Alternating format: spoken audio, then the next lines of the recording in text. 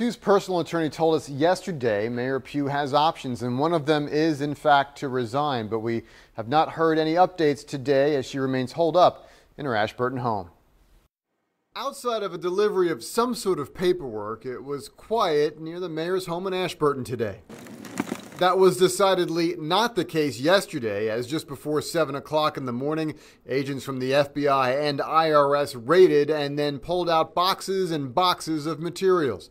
It was a scene that played out all over the city. At City Hall, a nonprofit started by the mayor, and even at her personal attorney's office in downtown Baltimore. That attorney, Stephen Silverman, visited with Catherine Pugh late yesterday to go over her options. But he says at that moment, she was incapable. She just needs to be physically and mentally sound and lucid enough to make appropriate decisions. And so far that stands today, as there has been no update on the mayor's condition or response to the calls for her resignation, which Silverman said she is aware of, especially in the light of yesterday's raids. Did you talk about what the feds took out of here today?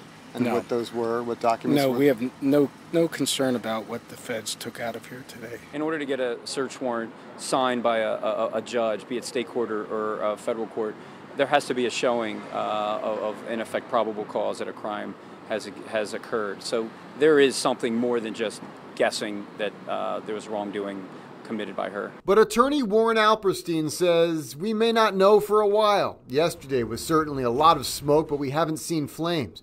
The calls for the mayor's resignation are clear and immediate, but what the feds were doing at 7 locations around the city and all at once yesterday may be an ongoing and murky matter for quite some time. So if an indictment is to come out of this, it could take a few months yet. Oh, absolutely. It could take months. It could take, up to a year or two, because you just never know where the investigation will lead.